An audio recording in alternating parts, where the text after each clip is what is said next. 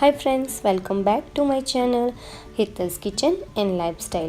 આજે હું તમને ગુજરાતની એક ફેમસ ડિશની રેસિપી બતાવવાની છું। એનું નામ છે હાંડવો।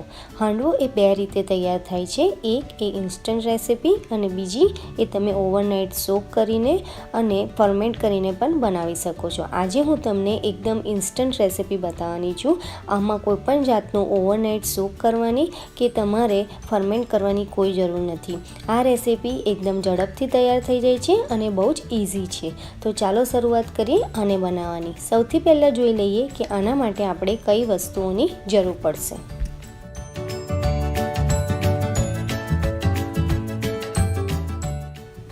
અહીંયા મેં 1+1/4 કપ દૂધીનું છીણ લીધું છે। દૂધીને મેં ધોઈ છોડા કાઢી અને એને છીનીને યુઝ કરી છે। 3/4 કપ હાંડવાનો લોટ લીધો છે। અહીંયા મેં સ્વાદ બ્રાન્ડનો યુઝ કર્યો છે। તમે કોઈ પણ બ્રાન્ડનો યુઝ કરી શકો છો। તમને ઇન્ડિયન ગ્રોસરી સ્ટોરમાં આરામથી મળી જશે। અને જો તમે ઇન્ડિયામાં હોવ તો ઘંટીએથી પણ કણકી કોરમાનો જે લોટ મળે છે એ તમે યુઝ કરી શકો છો। અડધો કપ દહીં લીધું છે। 1/4 કપ ઓઇલ લીધું છે। 1/4 કપ શુગર લીધી છે। એક મીડિયમ સાઇઝ લીંબુનો રસ યુઝ કર્યો છે। મેં અહીંયા મોડું દહીં યુઝ કર્યું છે એટલા માટે ખટાશમાં લીંબુનો રસ યુઝ કરું છું। જો તમે પહેલેથી જ ખાટું દહીં યુઝ કર્યું હોય તો લીંબુનો રસ નહીં નાખવાનો। 3 ટેબલસ્પૂન સિંગદાણાનો પાવડર યુઝ કર્યો છે।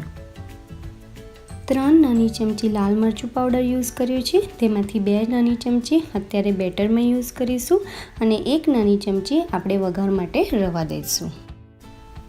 1 નાની ચમચી ધાણા જીરું પાવડર યુઝ કર્યો છે। મીઠું સ્વાદ પ્રમાણે લઈશું। 1/2 ટીસ્પૂન હળદર, 1/2 ટીસ્પૂન ઈનો લીધો છે। અડધી ચમચી ગળ્યા અથાણાનો મસાલો લીધો છે। અહીંયા મેં ખાલી મસાલાનો જ યુઝ કર્યો છે, ચીરી કે કેરીનો યુઝ કર્યો નથી। 2 લીલા મરચાં લીધા છે, એને ક્રશ કર્યા છે। 1 નાનો ટુકડો આદુ, એને પણ ક્રશ કરી લીધો છે। 5 થી 6 લસણની કળી છે, એને પણ ક્રશ કરીને યુઝ કરી છે। જો તમે લસણ ના ખાતા હોય તો એને નહીં નાખવાનું। વઘાર માટે 1 નાની ચમચી રાઈ, 5 થી 6 લીમડાના પાન, 1 લાલ સૂકું મરચું અને ચપટી હિંગ લીધી છે। 2 ટેબલસ્પૂન ઓઇલ લીધું છે। 1 ટેબલસ્પૂન તલ લીધા છે। 1/8 કપ પાણી લીધું છે। હાંડવો બનાવતા પહેલાં આપણે અવનને પ્રીહીટ કરવા માટે મૂકી દઈએ। તો આને 400 ફેરનહીટ અથવા તો 200 સેલ્સિયસ પર એને પ્રીહીટ કરવા માટે મૂકવાનું છે।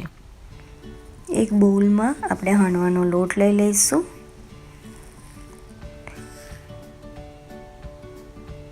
પછી તેમાં દૂધી એડ કરીશું।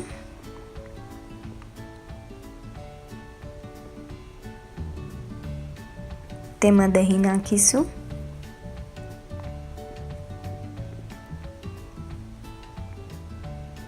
અને એને મિક્સ કરી દઈશું।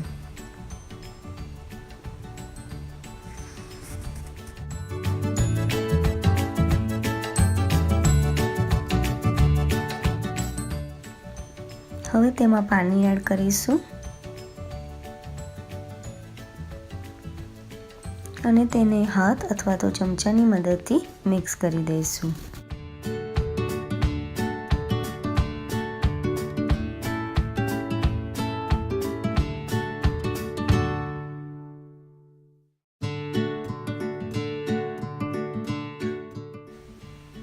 હવે તેમાં બધા મસાલા એડ કરીશું।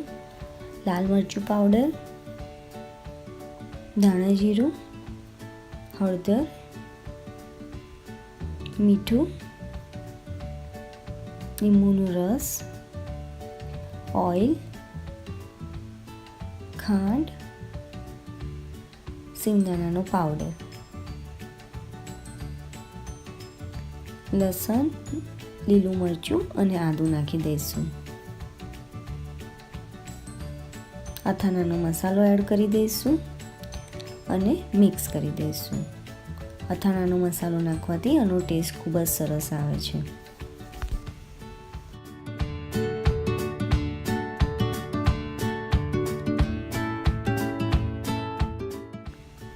હવે આ સરસ રીતે મિક્સ થઈ ગયું છે.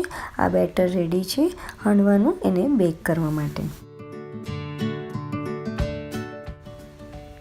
હવે આપણે એક ટ્રે લઈ લઈશું જેમાં આપણે હાંડવાને બેક કરવાનો છે.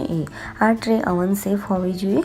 એને ઓઇલથી ગ્રીસ કરી લઈશું અને એમાં થોડો ઘઉંનો લોટ સ્પ્રિંકલ કરી દઈશું જેનાથી હાંડવો એમાં ચોંટે નહીં. હવે આપણી ટ્રે તૈયાર છે હાંડવો બેક કરવા માટે.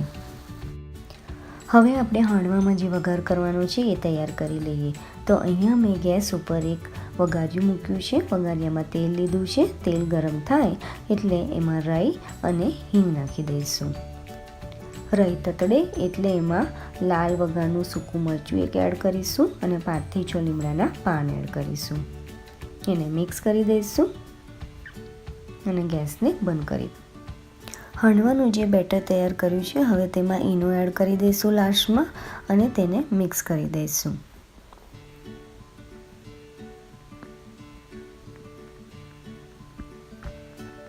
મિક્સ કર્યા પછી એને બેકિંગ ટ્રેમાં લઈ લઈશું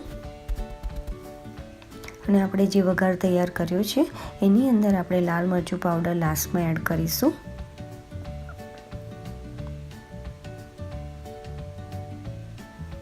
મરચું પાવડર લાસ્ટમાં એડ કરવાથી એનો કલર બહુ સરસ આવે છે. હવે તેને સ્પ્રેડ કરી દઈશું.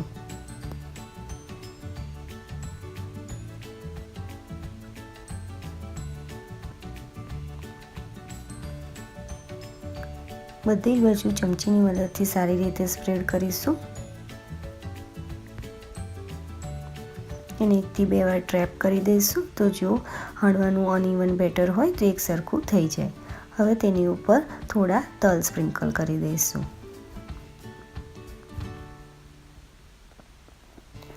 હાંડવો હવે બેક કરવા માટે રેડી છે. એને ઓવનમાં આપણે બેક કરવા માટે મૂકી દઈશું. ઓવનને આપણે ઓલરેડી 400 ફેરનહીટ પર પ્રીહીટ કરીને તૈયાર રાખ્યું છે. હવે તેને 25 મિનિટનું ટાઈમર સેટ કરીશું અને હાંડવાને બેક કરવા માટે મૂકીશું. 25 મિનિટ પૂરી થયા પછી મેં હાંડવાને ચેક કર્યો પણ હાંડવો હજુ બેક નહોતો થયો તો એને મેં ફરીથી બેક કરવા માટે મૂક્યો. તો ટોટલ મને 37 મિનિટ થઈ. 37 મિનિટ પછી મેં એને ટૂથપીકની મદદથી ચેક કરીને જોયું કે કૂક થયો છે કે નહીં. તમે જોઈ શકો છો કે ટૂથપીક ક્લીન આવી. એનો મતલબ કે હાંડવો સારી રીતે બેક થઈ ગયો છે. અહીંયા એક વસ્તુને યાદ રાખવી કે દરેક ઓવન અને એના ટેમ્પરેચર અલગ અલગ હોય છે. તો તમારે એવું નહીં વિચારવાનું કે 37 સુધી મૂકવાનું અને પછી જ ચેક કરવાનું. તમારે વચ્ચે વચ્ચે એને કાઢી અને ચેક કરતું રહેવાનું કે એ કૂક થયો છે કે નહીં. હવે આપણો હાંડવો પરફેક્ટ તૈયાર છે. હાંડવો તૈયાર થઈ જાય એની 15 મિનિટ પછી એને ઠંડો થવા દેવાનો અને પછી એક સ્પેચ્યુલાની મદદથી એને કટ કરી અને એનો યુઝ કરવાનો. આપણે એને હવે સર્વિંગ પ્લેટમાં લઈ લઈશું. અને તમે લસણની ચટણી સાથે સર્વ કરી શકો છો. એને જો તમે ચા સાથે ખાશો તો એનો ટેસ્ટ બહુ સરસ લાગશે. અને તમે ફ્રીજમાં 2 થી 3 દિવસ સુધી સ્ટોર કરીને યુઝ કરી શકો છો. અને તમે એઝ એ સ્ટાર્ટર, સ્નેક કે બ્રેકફાસ્ટ તરીકે પણ કે લાઇટ ડિનર તરીકે પણ યુઝ કરી શકો છો. તમને જો મારો આ વિડીયો પસંદ આવ્યો હોય તો મારો આ વિડીયો લાઈક કરવાનું ના ભૂલતા અને મારી ચેનલને સબસ્ક્રાઈબ કરજો.